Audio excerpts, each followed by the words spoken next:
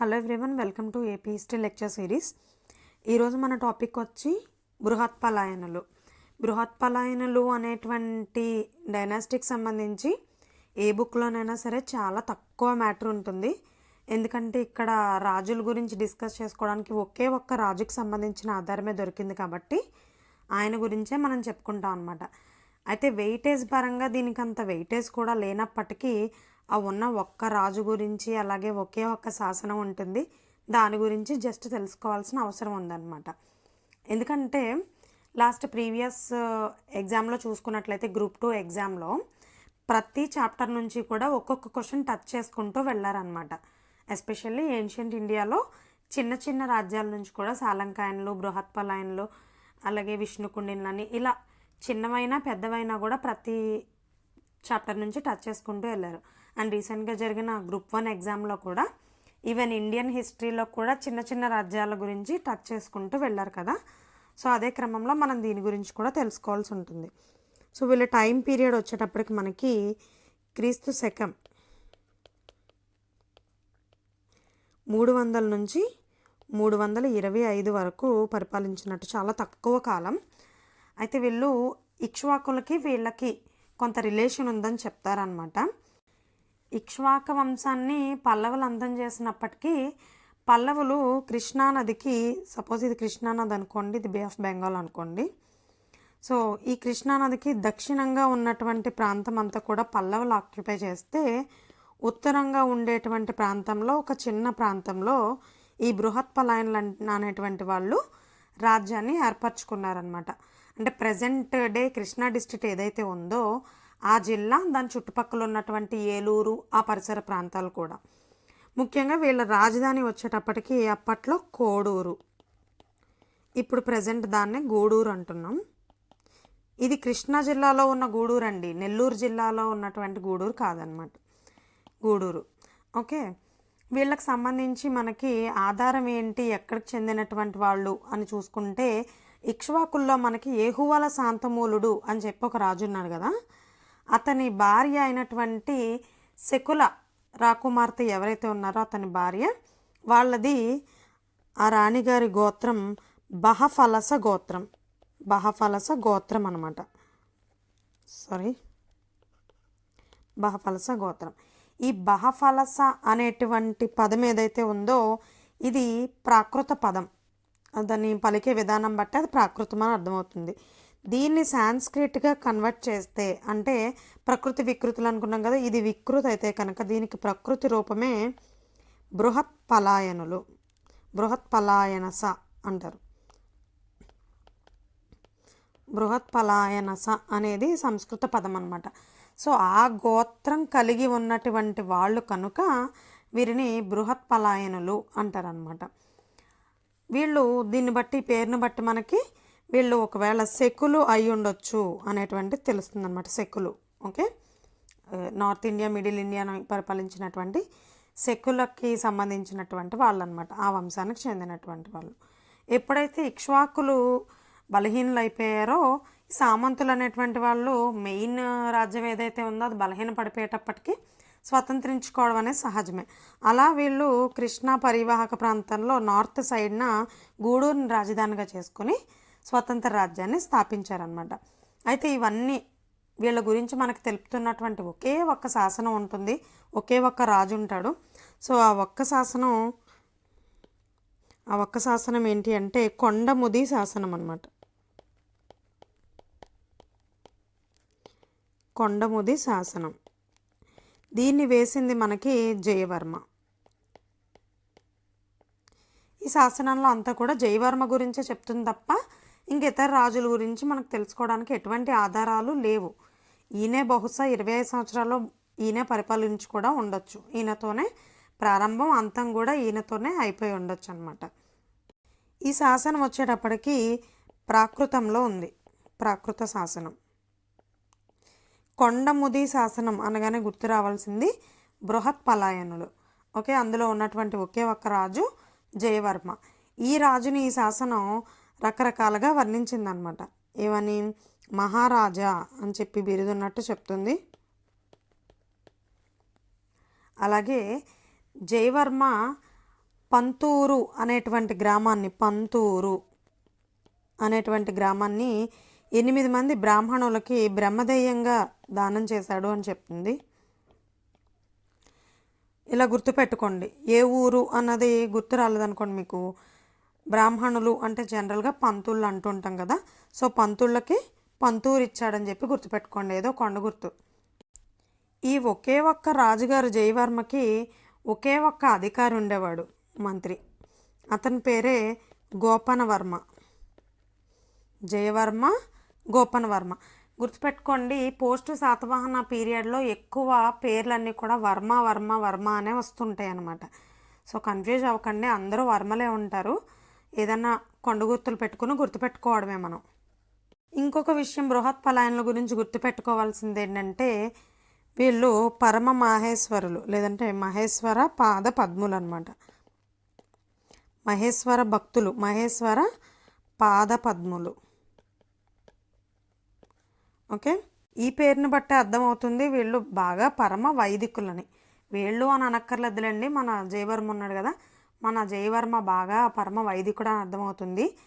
And దాన్ని బలపరుస్తూ మనకి దొరికినటువంటి కొండముది శాసనం ఉంది కదా, దీనిలో ఏమన్నాడంటే, పల్లవుల ప్రోత్సాహం వల్ల బ్రాహ్మణ మతం ఆంధ్రదేశంలో విజృంభిస్తుంది, బౌద్ధ మతం త్వరలోనే అంతరించిపోతుంది, పరాజయం పొందుతుంది అని చెప్పేసి మనకి కొండముది తామ్ర శాసనంలో రాశారన్నమాట. తామ్ర అంటే రాగి శాసనం అని అర్థం. అలాగే ఈ బృహత్పలాయనుల మీద ఎస్పెషల్లీ అసలు మనకి బయటికి రావడానికి ఆ ఒక్కగానొక్క శాసనాన్ని బయటికి తీసుకొచ్చింది, పరిశోధన చేసింది ఎవరో అంటే జోహే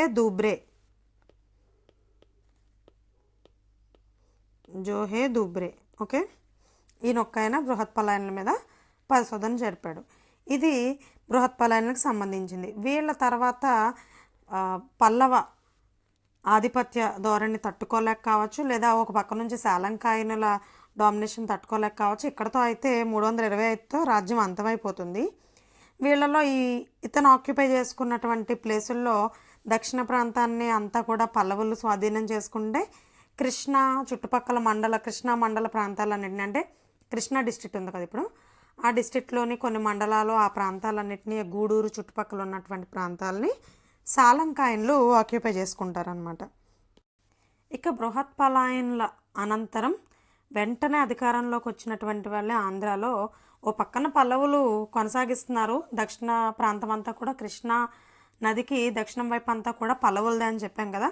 వీళ్ళు నేను ఇప్పుడు చెప్తున్న ఈ చిన్న చిన్న రాజ్యాలందరూ కూడా బృహత్పలాయన్స్ కానీ సాలంకాయన్స్ కానీ వీళ్ళు పైన అనమాట, ఉత్తరం సైడ్. అంటే ఇంచుమించుగా మనకి ఈస్ట్ వెస్ట్ గోదావరిలు, కృష్ణాలో కొంత పార్ట్, ఇప్పుడున్న కృష్ణా జిల్లా, ఎన్టీఆర్ జిల్లాలో కొంత పార్ట్ వీళ్ళ కింద ఉండేదన్నమాట. ముఖ్యంగా సాలంకాయన్లు ఈ వెస్ట్ గోదావరి మీద వీళ్ళ ఇన్ఫ్లుయెన్స్ ఎక్కువగా ఉంటుంది.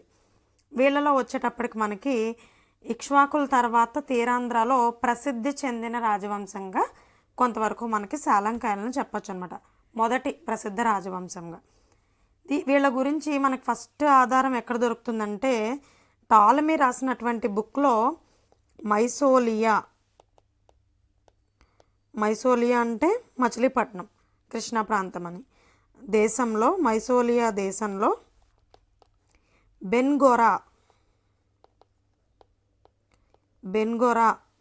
దగ్గర, అంటే బెన్గోరా అంటే వేంగి ప్రాంతం దగ్గర, వేంగీపురం దగ్గర. వేంగి అంటే ఇప్పుడు ఉన్నటువంటి పెదవేగి అనమాట, ఏలూరు దగ్గర ఉంటుంది. దాని దగ్గర సాలంకినాయ్ అంటే సాలంకాయనులు అనేటువంటి వాళ్ళు ఉండేవారు, వారు రాజ్యం చేసేవారు అనేటువంటిది చెప్తాడన్నమాట. సో ఇది చూడండి, తమ్ముడు సినిమాలో ఒక లెటర్ రాస్తారు కదా, లెటర్లో బర్త్డేకి సంబంధించి కేక్ పంపించమన్న ఏ రాయబోయి మేక్ అని రాస్తారు, తయారు అనడానికి తయారు అని రాస్తారు, కేక్ అయ్యి ఉంటుందిలే అని అనుకుంటాడు కదా. సో అట్లా మనం కూడా సాలంకినాయ్ అనే పదం టాలమీ ఎవరిని ఉద్దేశించి రాశాడంటే సాలంకాయలు అయ్యి ఉంటుందిలే అని చెప్పి మీరు గుర్తుపెట్టుకోవాలన్నమాట. బెన్గోరా అని కనిపించింది అనుకోండి పేపర్లో, బెన్గోరా వేంగ్ అయ్యి ఉంటుందని గుర్తుపెట్టుకోవాలన్నమాట. మైసోలియా అంటే మీకు తెలిసిందే, మచిలీపట్నం. ఇంగ్లీష్ వాళ్ళు కూడా మనల్ని మైసోలియా అనే అనేవారు. వీళ్ళు ఇక్కడ గుర్తుపెట్టుకోండి, ఇందాక బృహత్పలాయనులు ఇక్ష్వాకులకి సామంతులు అయి ఉండేవాళ్ళేమో అనుకున్నాం, కానీ సాలంకాయనులు డైరెక్ట్గా మనకి శాతవాహనులకి సామంతులని అభిప్రాయం అనమాట. శాతవాహనులకే డైరెక్ట్గా వీళ్ళు సామంతులుగా ఉండి ఇక్ష్వాకులతో సమకాలీకులుగా ఇక్కడికే మన ఆంధ్రాకే చెందినటువంటి ఒక స్థానిక జానపదులు, స్థానిక తెగల వాళ్ళు వీళ్ళు అని చెప్పి అభిప్రాయం ఉందన్నమాట. ఇక్ష్వాకులు ఎలాగైతే స్థానికులు అని అంటామో వాళ్ళకి లాగానే. అలాగైతే సాలంకాయన అనేది కూడా ఇందాక మనం బృహత్పలాయనకు చెప్పుకున్నట్టే ఇది కూడా ఒక గోత్రనామం అనమాట. గోత్రం సాలంకాయన అనేది గోత్రం. యాక్చువల్గా ఆ టర్మ్కి అర్థం ఏంటి అంటే నంది లేదా వృషభం అని అర్థం సాలంకాయన అంటే. సో ఈ పదాన్ని బట్టే మీకు అర్థమవుతుంది వీళ్ళు శివభక్తులని, శైవులు, వేరే చెప్పనవసరం లేదు. అలాగే దాన్ని బట్టి మనకు పేర్లు కూడా ఉంటాయి. నందివర్మ, రెండవ నందివర్మ, స్కందవర్మ ఇలాంటి పేర్లు ఉంటాయి. దాన్ని బట్టి కూడా వీళ్ళ శివభక్తులని అర్థమవుతుంది అనమాట. వీళ్ళ రాజధాని పట్టణం ఇంకో ఇక్కడ చెప్పుకున్నాం కదా, బెన్గోరా, వేంగిపురం. మన టాలమీ చెప్పినట్టు వేంగి ప్రస్తుతం ఉన్న పెదవేగి వీరి యొక్క రాజధాని. ఈ రాజ్య స్థాపకుడు ఎవరు అంటే విజయదేవ. ఈ విజయదేవ చూడగానే మీరు విజయదేవరకొండ అనుకున్నారు కదా, కాదు, విజయదేవ వర్మ. విజయదేవ చూసి విజయదేవరకొండని పెట్టకండి, విజయదేవరకొండని గుర్తుపెట్టుకోండి కావాలంటే, సాలంకాయన్ డైనాసిటీకి ఫౌండర్ అన్నట్టు. ఓకే, విజయదేవ వర్మ. కానీ ఈయనే మూలపురుషుడు, స్థాపకుడు అని చెప్తారు. కానీ యాక్చువల్గా స్వతంత్రాధికారాన్ని, స్వతంత్ర రాజ్యాన్ని స్థాపించింది మాత్రం ఇతని కొడుకైనటువంటి హస్తివర్మ.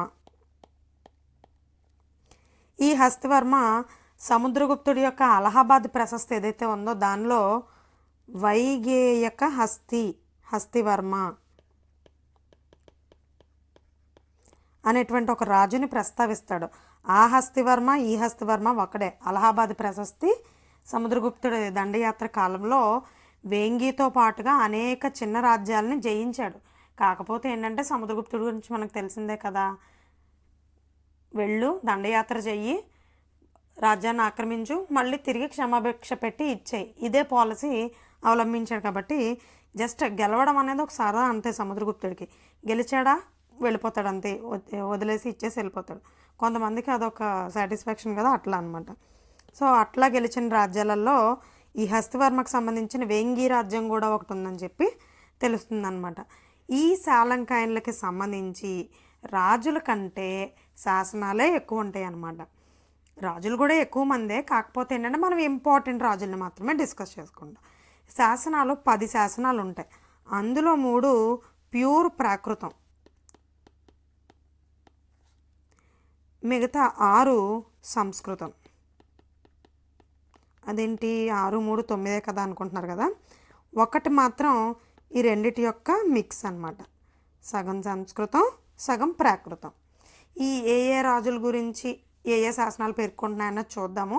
కొన్ని శాసనాలు ఒక రాజు గురించే చెప్తుంటే కొన్ని శాసనాలు మాత్రం 2 లేదా 3 రాజుల గురించి చెప్తుంది. దానివల్ల మనకేంటి అడ్వాంటేజ్, వంశ కాలక్రమం తెలుస్తుంది అనమాట. ఎగ్జామినేషన్లో ఇస్తారు ఆల్రెడీ ఎవరి పీరియడ్లో ఏం చేశారు. ఈ మధ్య క్వశ్చన్స్ అని ఇలాగే ఉన్నాయి. ఇన్సిడెంట్ ఇచ్చి జతపరచమంటున్నారు రాజులని ఇచ్చి.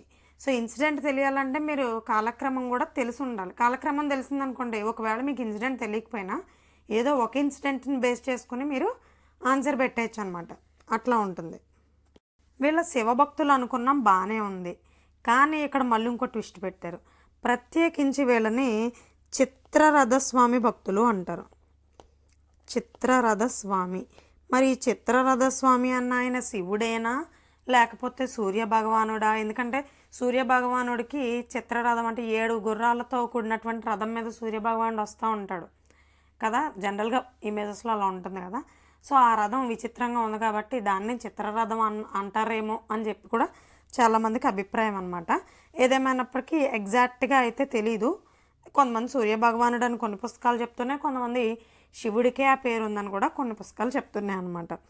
నెక్స్ట్ వీళ్ళు ఏంటంటే ఇక్ష్వాకుల్లాగా లేదా శాతవాహనుల్లాగా మాతృ సంజ్ఞలు ఏవైతే ఉన్నాయో తల్లి పేరు ముందు పెట్టుకోవడం అలాంటివి ఏమీ ధరించలేదు. మరి మనకు ఆ విషయం ఎలా తెలిసింది అంటే వీళ్ళని వాళ్ళు వాళ్ళ శాసనాల్లో బప్పబట్టారక పాదపద్ములు అని చెప్పుకున్నారు. బప్పబట్టారక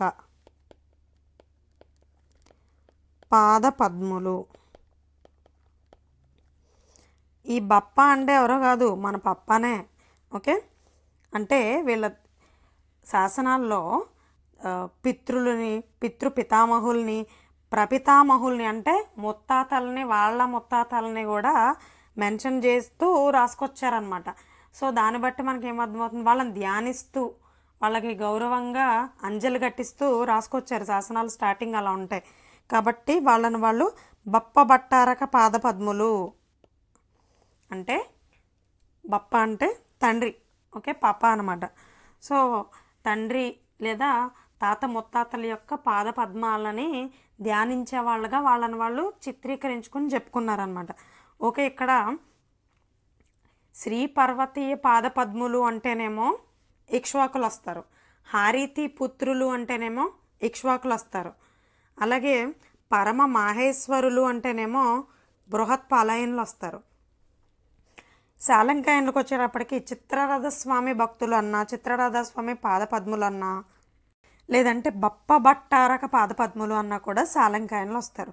ఈ ఆర్డర్ గుర్తుపెట్టుకోండి. ఇది ఎన్నోసార్లు మల్టిపుల్ టైమ్స్ ఎగ్జామినేషన్లో అడిగినటువంటి క్వశ్చన్లు. ఇవి ఇస్తారు. ఈ 4 ఇప్పుడు నేను చెప్పినవి ఉన్నాయి కదా, వీటిలోంచి ఒకటి ఇచ్చి ఏ బప్పబట్టారకో ఇచ్చి ఇప్పుడు మనం చెప్పుకున్న 3 ఆప్షన్లో 4 ఆప్షన్లు ఇచ్చేస్తారనమాట. లేదంటే హారీతి పుత్రులను ఇచ్చి మిగతా 3 ఆప్షన్లు ఇచ్చేస్తారు. సో కాబట్టి ఈ 4 గుర్తుపెట్టుకోవాల్సిందే మీరు. సరే, మన విజయదేవవర్మ గురించి పెద్దగా చెప్పుకోవడానికి ఏం లేనప్పటికీ మన విజయదేవరకొండ ఒక శాసనం వేశాడు.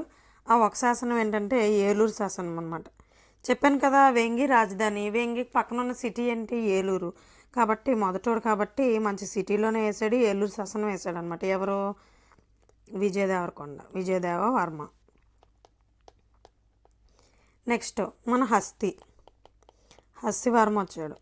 ఎన్నో హస్తివర్మ, 1వ హస్తివర్మ. ఎందుకంటే ఈ 1వ 2వ ఎందుకు వస్తుంది, వీళ్ళు ఏంటంటే తాతల పేరు తండ్రి పేర్లు పెట్టుకుంటారు. ఈ హస్తివర్మ తర్వాత ఇలా మనవాడికి మళ్ళీ హస్తివర్మ పెట్టారు కాబట్టి ఆడు 2వ వాడు, ఈడు మొదటివాడు, అంతే. సో ఈ హస్తివర్మే మనకి స్వతంత్ర రాజ్య స్థాపకుడు. అలాగే ఈయన మాత్రం వీళ్ళ శైవ భక్తులు అయినప్పటికీ ఈయన మాత్రం ఎన్నో విష్ణు దేవాలయాలను కట్టించాడు.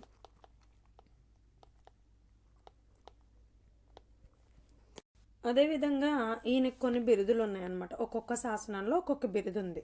వాటిలో నానా ప్రకార విజయస్య అని గుంటుపల్లి శాసనంలో ఉందన్నమాట. గుంటుపల్లి అంటే ఇదంతా నేను చెప్తున్నాను కదా, వెస్ట్ గోదావరి డిస్ట్రిక్ట్ అనమాట. ఇప్పుడు ఉన్నటువంటి ముఖ్యంగా ఏలూరు జిల్లా అటు వెస్ట్ గోదావరి అంతా కూడా ఉంటుంది. గుంటుపల్లి అంటే ఎక్కడుంది, కామవరపుకోట దగ్గర ఉంటుంది అనమాట. సో ఈ గుంటుపల్లి శాసనంలో ఏం చెప్తున్నారంటే నానా ప్రకార విజయస్య అని చెప్పి కీర్తిస్తుంది. అలాగే సమరావాప్త విజయ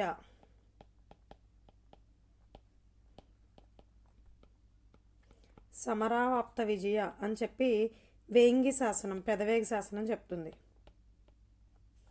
అలాగే సమరముఖ నిర్మాత కర్మ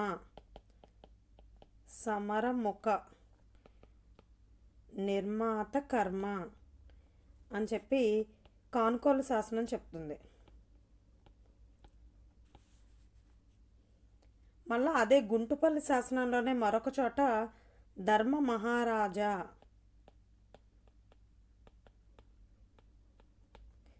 అని కూడా గుంటుపల్లి శాసనంలోనే పేర్కొంటున్నారనమాట. ఇక్కడ చూడండి, నానా ప్రకార విజయస్య, సమరావాప్త విజయస్య అని అంటే మీరు ఇక్కడ విజయ అన్నారు కదా అని చెప్పి మన విజయదేవరకొండను గుర్తు చేసుకుని విజయదేవరకొండను పెట్టేకండి. ఈయన హస్తివర్మన అన్నారు, ఆయన సాధించిన విజయాలకు గాను అన్నారనమాట. ఓకే, ఇతని తర్వాత ఇతని కొడుకైనటువంటి నందివర్మ 1. ఇతను ఏం చేశాడంటే కొన్ని శాసనాలను వేయించాడు, నందివర్మ కూడా. ఈయన వేయించినటువంటి శాసనాలు ఏంటంటే ఇందాక చెప్పుకున్నాం కదా, కానుకొల్లు శాసనం అని, సమరముఖ నిర్మాత కర్మ అని హస్తివర్మని కీర్తించిన శాసనం. ఆ శాసనాన్ని యాక్చువల్గా వేయించింది నందివర్మన్ అనమాట. ఓకే, ఈ నందివర్మ కానుకొల్లు ప్రాకృత శాసనం. ఈ ప్రాకృత శాసనాలు అండి గుర్తుపెట్టుకోండి. సో ఇది ప్రాకృత శాసనం. దీన్ని వేయించింది నందివర్మ. ఈయన చేసింది ఏంటి అంటే సముద్రగుప్తుడు దండయాత్ర ఏదైతే జరుగుతుందో వేంగి చుట్టుపక్కల ప్రాంతం అంతా, దాన్ని అవకాశంగా తీసుకుని చిన్న చిన్న రాజ్యాల వాళ్ళు స్వతంత్రిద్దామని చెప్పి దండయాత్రలు అవి తిరుగుబాట్లు అయ్యి చేశారు. సో వాటి తిరుగుబాట్లన్నిటినీ అణిచివేసేసి ఎప్పుడైతే కృష్ణానది ఉత్తరం వైపు వీళ్ళు ఉన్నారో ఓన్లీ ఉత్తరానికే పరిమితం కాకుండా ఇదే మంచి టైం అని చెప్పి కొంత భాగం దక్షిణానికి కూడా రాజ్యాన్ని నందివర్మ విస్తరించాడనమాట, రాజ్య విస్తరణ చేశాడు. అయితే ఏంటంటే ఈయన పరమ వైదికుడు. సో కాబట్టి ఈయనకు ఇక్కడ మనం హస్తివర్మకు సంబంధించి అంతా కూడా సమరం, పరాక్రమం ఇలాంటి బిరుదులే చెప్పుకున్నాం. కానీ నందివర్మకు సంబంధించి మాత్రం అన్ని సాత్వికమైన బిరుదులు అనమాట. ఫర్ ఎగ్జాంపుల్ వివిధ ధర్మ ప్రధానస్య అనేటువంటి బిరుదు వేంగి శాసనంలో ఉంది. అదే వేంగి శాసనం హస్తివర్మం ఏముంది, సమరావాప్త విజయ అంది. ఓకే, అలాగే ఆర్జిత ధర్మస్య,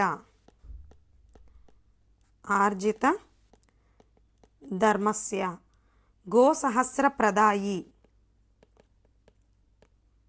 గోసహస్ర ప్రదాయి ఈ రెండు బిరుదులు మనకి గుంటుపల్లి శాసనంలో ఉన్నాయి.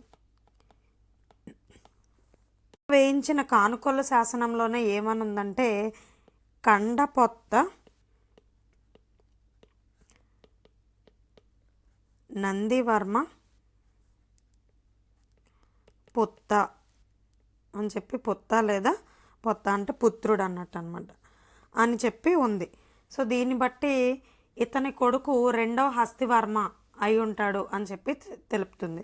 ఇతని కొడుకు రెండవ హస్తివర్మ అని చెప్పే శాసనాలు ఏంటి, ఒకటి ఈ కానుకోలు శాసనం, రెండవది కంతేరు శాసనం. కంతేరు అంటే ఎక్కడుంది, మన తణుకు పక్కన అత్తిలి పక్కన కంతేరు, ఇరగవరం మండలం కంతేరు అనమాట. సో ఆ కంతేరే ఈ కంతేరు శాసనంలో చెప్తారు ఏది ఇతని కొడుకు రెండవ హస్తివర్మ. కాకపోతే ఏంటంటే ఈ రెండవ హస్తివర్మను చిన్నప్పటి నుంచి కొంచెం హెల్త్ ఇష్యూస్ ఉండడం వల్ల, అనారోగ్యం పాలవడం వల్ల ఏంటంటే ఈయన ఆరోగ్యం కోసం అని చెప్పి ఈ నందివర్మను ఈ దాన ధర్మాలు ఇవన్నీ చేసేవాడు, గో సంరక్షణ అని చెప్పి తెలుస్తుంది అనమాట. ఎవరి కోసం, కొడుకు రెండవ హస్తివర్మ కోసం. అందుకనే ధర్మ, దాన, గోవులు ఈ పేర్లు ఎక్కడొచ్చినా కానీ ఆ బిరుదులన్నీ నందివర్మన్వని గుర్తుపెట్టుకోండి. ఇప్పుడు జాగ్రత్తగా వినండి, కన్ఫ్యూజ్ అవ్వకుండా. ఇప్పుడు మనం ఏమని చెప్పుకున్నాం, హస్తివర్మ, హస్తి, తర్వాత అతని కొడుకు నంది అని చెప్పుకున్నాం కదా. ఈ హస్తివర్మకి ఇంకో కొడుకు ఉన్నాడు, అతనే దేవవర్మ. దేవ అంటే మనం హస్తివర్మ వాళ్ళ నాన్న పేరేంటి, విజయదేవ కదా. ఒక కొడుక్కి ఖచ్చితంగా తండ్రి పేరు పెట్టుకుంటాడు కాబట్టి దేవవర్మ అని పెట్టుకున్నాడు. ఈ దేవవర్మ నందివర్మ ఎలాగో కొంచెం వయసు అయిపోతుంది అండ్ కొంచెం ఆరోగ్యం అది క్షీణించింది, ధర్మచింతన, ఆధ్యాత్మిక దానాలు ధర్మాల్లో ఉన్నాడో ఈ టైమే మంచి టైం అని చెప్పి అతన్ని చంపించేసి, నందివర్మని చంపించేసి దేవవర్మ విజయదేవవర్మగా అశ్వమేధ యాగం చేసి ముందర విజయ అని తగిలించుకుని తాతగారి పేరైనటువంటి విజయదేవవర్మ అనే నామంతో రాజ్యాధికారం పొందుతాడు. మరి నందివర్మ తర్వాత రూల్ ప్రకారం ఎవరికి రావాలి, సోదరుడికి ఎందుకు వస్తుంది, కొడుకుకి వస్తుంది. సో కొడుకుకి వచ్చినప్పుడు కొడుకు ఊరుకోలేదు. కొడుకు ఎవరు అంటే అచండవర్మ, ఈ యువరాజుగా ఉండేవాడు అచండవర్మ. ఈ అచండవర్మ ఏం చేస్తాడో వీళ్ళ బాబాయ్ విజయదేవరకొండ 2 ఈయనతో యుద్ధం జరిపించి దేవవర్మతో ఈ అచండవర్మ రాజ్యాన్ని చేజిక్కించుకుంటాడనమాట. ఈ విషయం మనకు ఎలా తెలిసింది అంటే ఈయన ఊరుకున్నాడా, అంత విజయం సాధించిన తర్వాత శాసనం వేయాలి. కాబట్టి ఏం శాసనం వేశాడంటే ఈయన దారికి ఈయన అడ్డొచ్చినందుకు విజయదేవవర్మని వసక్ చేసి పక్కన పెట్టేసేసి ఈయన రాజ్యం ఆక్రమించినందుకు గుర్తుగా నా దారికి అడ్డొచ్చాడు అన్నందుకు దారి కాటూరి శాసనం వేశాడు. ఓకే, దారి కాటూరి శాసనం వేసింది ఎవరు అంటే మన యువరాజు అచండవర్మ. ఇక్కడ వీళ్ళిద్దరూ బాగానే ఉన్నారు ఉండగా, ఇక్కడ ఆల్రెడీ చెప్పుకున్నాం కదా కొంచెం ఆరోగ్యం బాగాలేని కొడుకున్నాడు, అతనే హస్తివర్మ 2 అని చెప్పుకున్నాం కదా, సెకండ్ హస్తి ఫస్ట్ హస్తి, కాళహస్తి కాదు, రెండో హస్తి. ఓకే, ఇది గుర్తుపెట్టుకోండి. ఇతను ఆరోగ్యం బాగాలేదు, వీళ్ళ నాన్నేమో దాన ధర్మాలు చేశాడన్నాం కదా. ఇప్పుడు ఆరోగ్యం బాగానే ఉంది. బాగానే ఉన్నప్పుడు ఏం చేశాడు, నేను బాగానే ఉన్నాను రా బాబు అని చెప్పి తూర్పుగోదావరి జిల్లాలో ఉన్నటువంటి జార్జిపురం అనేటువంటి ఊర్లో స్వాతంత్రం ప్రకటించుకుని స్వతంత్ర రాజ్యాన్ని అక్కడ జార్జిపురం రాజధానిగా చేసుకుని శుభ్రంగా పరిపాలించుకున్నాడు. ఈ విషయం మనకెలా తెలుసు అంటే, పరిపాలించుకున్న వాళ్ళు ఊరికే ఉంటారా, ఓ శాసనం పడేస్తారు. శాసనం ఎక్కడ వేశారు, పెనుగొండలో వేశారు. పెనుగొండ అంటే అనంతపురం జిల్లా పెనుగొండ కాదండి. ఈ పెనుగొండ అనేది వాసవి కన్యకా పరమేశ్వరి క్షేత్రం అయినటువంటి మన తణుకు దగ్గరలో ఉన్నటువంటి వెస్ట్ గోదావరిలో ఉన్నటువంటి పెనుగొండ అనమాట. ఇది పెనుగొండ మాట్టేరు అంటాం కదా. సో ఆ పెనుగొండ ఇది పాలకొల్లు వెళ్ళే దారిలో ఉంటుంది. సరే, వీళ్ళ టర్మ్ అయిపోయింది. ఈ రెండవ హస్తివర్మ టర్మ్ వేరే చోట రాజ్యం చేసుకుంటున్నాడు, ఇక్కడ అచండవర్మ రాజ్యం చేసుకుంటున్నాడు. విజయదేవవర్మ ఆగిపోయాడు, ఇక్కడతో అయిపోయింది. వీళ్ళ జనరేషన్కి వచ్చింది, ఈ మనవల జనరేషన్కి. మళ్ళా వీళ్ళ తర్వాత ఈ అచండవర్మ కొడుకు మళ్ళా అగైన్ మూడవ విజయదేవవర్మ. ఎంతమంది రా విజయదేవరకొండలు అనుకుంటున్నారు కదా. సో ఈ మూడవ విజయదేవవర్మ అనేటువంటి వాడు అచండవర్మ కొడుకు. ఈ హస్తివర్మకు కూడా కొడుకున్నాడు. నువ్వు విజయ అని పెట్టి తాతయ్య పేరు పెట్టేస్తే నేను పెట్టలేనా అని చెప్పి, నువ్వు దేవ పెడితే నేను స్కంద పెడతానని విజయ స్కందవర్మ, స్కంద అంటే కుమారస్వామి పేరు. ఓకే, విజయ స్కందవర్మకి విజయ దేవవర్మకి మళ్ళా అంతర్యుద్ధం జరిగిద్ది అనమాట. ఓకే, ఈ యుద్ధంలో నెగ్గింది ఎవరయ్యా అంటే అగైన్ మన విజయదేవరకొండే. సో ఈ మూడో విజయదేవవర్మే నెగ్గుతాడు. నెగ్గడమే కాకుండా రాజ్యాన్ని చాలా కాలం సుస్థిరం చేసి విస్తరింపజేసినటువంటి ఘనత విజయదేవవర్మకే చెందుద్దనమాట. అలాగే మనకి వీళ్ళకి సంబంధించిన శాసనాలు 10 దొరికాయి అన్నాం. అందులో అత్యధిక శాసనాలు మనకి లభించింది చివరి విజయదేవవర్మ శాసనాలను అనమాట. ఇందాక చెప్పుకున్నాం కదా, గుంటుపల్లి శాసనం అని చెప్పి వీళ్ళందరినీ తాతల్ని ముత్తాతల్ని అందరినీ ఎత్తుకున్నారని చెప్పుకున్నాం కదా.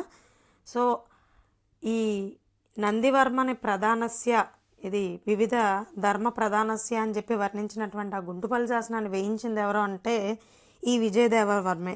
ఏ సందర్భంగా వేయించాడంటే, బౌద్ధ క్షేత్రం ఉంది కదా గుంటుపల్లిలో, దానికి దాన ధర్మాలు చేశాడనమాట.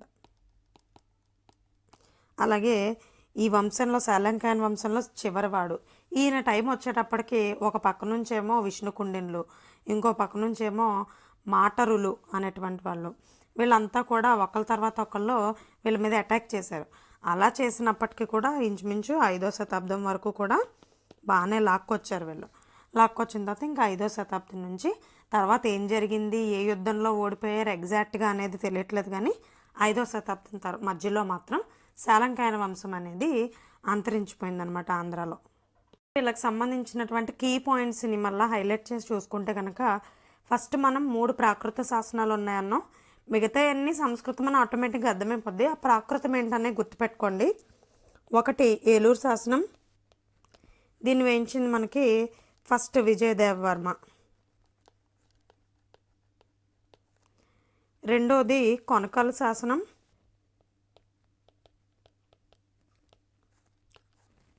దీన్ని వేయించింది నందివర్మ. ఇక మూడోది అచండ వర్మ వేయించినటువంటి దారి కాటూరు శాసనం,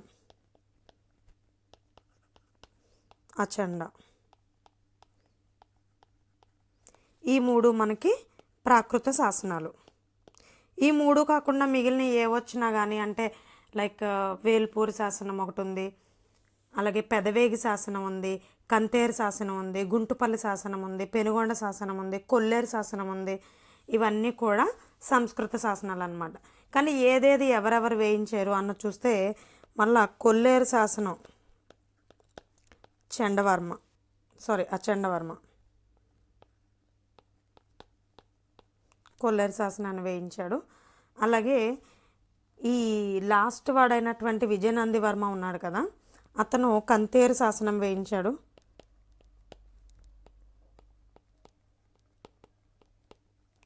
విజయనందివర్మ. అలాగే పెనుగొండ శాసనాన్ని వేయించింది హస్తివర్మ.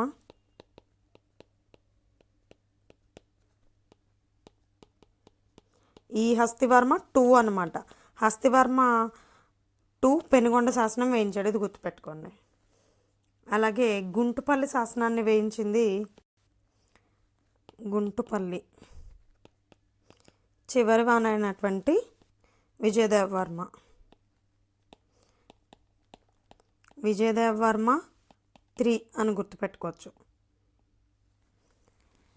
ఓకే, ఇవి ప్రధానమైనటువంటి శాసనాలు అన్నమాట మనకి.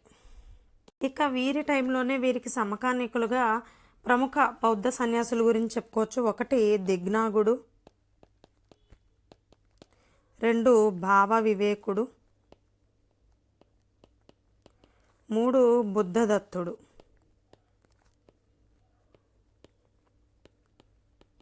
వీళ్ళు హిందూ మతానికి ఎంత ప్రాముఖ్యత ఇచ్చారో బౌద్ధాన్ని కూడా ఏమీ విస్మరించలేదు, వాళ్ళకు కూడా తగిన ప్రాముఖ్యతనిచ్చారు. ఈ బుద్ధదత్తుడిని వీళ్ళు బర్మాలోని బౌద్ధ మత ప్రచారానికి సాలంకాయన్ రాజులే పంపారని చెప్పి కూడా చెప్తారనమాట. బర్మా అంటే మయన్మార్. సో అక్కడికి పంపించారనమాట ఈ బుద్ధదత్తుడిని. అలాగే వీళ్ళ టైంలో చాలా ఆలయాలు కట్టించారనుకున్నాం. కొంచెం యూనిక్గా ఉండేటువంటి ఆలయం ఎక్కడా లేనిది అంటే యముడికి సంబంధించిన ఆలయం అనమాట. దాన్నే బోతగ్రహక స్వామి అనేవారు. యముడిని బోతగ్రహక స్వామి యముడి గుడి అనమాట.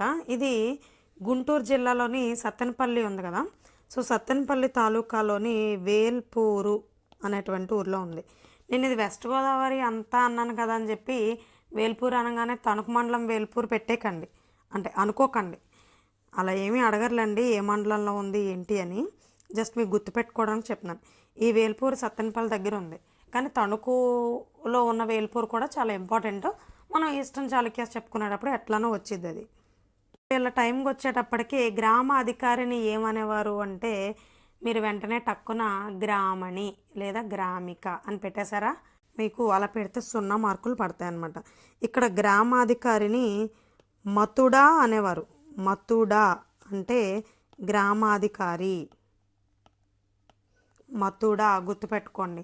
ఒకవేళ సాలంకాయల నాటి గ్రామ స్థాయి అధికారిని ఏమని పిలిచేవాళ్ళు అని ఇస్తే మనకు తెలుసుగా, ఏది మన హరియంక డైనాసిటీ నుంచి విజయనగర డైనాసిటీ వరకు గ్రామణి, గ్రామణి, గ్రామిక, గ్రామిక, గుల్మిక, ఏ ఒకటి ఇంకా గాతో ఏది కనిపిస్తే అది పెట్టేసి వచ్చేస్తాం. అలా పెట్టకండి, అందుకే ట్విస్ట్ పెడతాడనమాట ఏపీఎస్సీ వాడు. ఇది ఏపీఎస్సీ కదా, మనం అంత ఈజీగా తీసుకోకూడదు. మతుడా అని అంటారు. ఓకే, మనం గుల్మిక అని ఇప్పుడు సందర్భం వచ్చింది కాబట్టి చెప్తున్నా. గుల్మిక అనేటువంటి వాళ్ళు ఇది మన శాతవాహనస్ టైంలో గ్రామాధికారులుగా ఉండేటువంటి వాళ్ళు అనేటువంటి పదం కనిపించింది. అయితే ఇక్కడ వాళ్ళని పోలిన గౌల్మికులు అనేటువంటి వాళ్ళు సాలంకాయన టైంలో ఉన్నారు. గౌల్మికులు వీళ్ళ పని ఏంటంటే గ్రామాల వెలుపల బయట ఉండి ఇతరులు ఎవరు గ్రామాల్లోకి అనుమానాస్పదమైనటువంటి వాళ్ళు రాకుండా, దొంగతనాలు అవి జరగకుండా గ్రామానికి చుట్టూ కాపలాగా ఉండేటువంటి వాళ్ళని గౌల్మికులు అనేటువంటి వాళ్ళు అనమాట. అలాగే శాంతి భద్రతల్ని కాపాడేటువంటి వాళ్ళనేమో అరక్షాధికృతులు అనేవాళ్ళు. అలాగే రాజాజ్ఞల్ని రచించి రాజాజ్ఞల్ని పత్రాల రూపంలో సమర్పించేటువంటి వాళ్ళని అక్షపటలకులు అనేవాళ్ళు. ఇది మీకు తెలిసిందే.